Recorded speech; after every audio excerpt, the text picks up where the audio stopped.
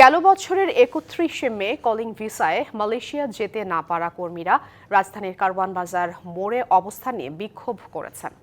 বুধবার সকাল ৯টা থেকে অবস্থান নেন তারা। সড়কের একপাশে প্রায় ৩ ঘন্টা অবস্থান নিয়ে আন্দোলন করেন। কিছুক্ষণ আগে পুলিশ তাদের সরিয়ে দেয়। অবস্থান কর্মসূচিতে মালয়েশিয়া যেতে না পারা কর্মীরা অভিযোগ করেন, লাখ লাখ টাকা খরচ করেও শুধু বিমানের টিকিট না পেয়ে তারা কাজে যোগ দিতে পারেননি। ধার দেনা করে টাকা দেয়ার এখন সামাজিক ও আর্থিকভাবে চরম দুর্দশার মধ্যে দিন কাটছে তাদের।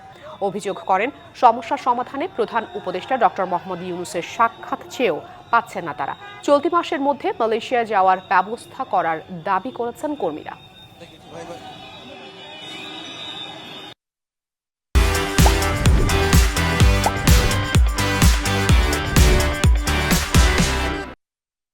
জমিন ঋণ দেওয়া হয়েছে, জমিন বিক্রি করা হয়েছে, ওইখানে এনজিও থেকে লোন তোলা হয়েছে, বিভিন্ন কর্মসংস্থানের মাধ্যমে টাকাগুলো আনা হয়েছে। আমরা যত চর্চা করুক না করুক, আমরা এখানে মরবো, আমরা এখান থেকে যাব না।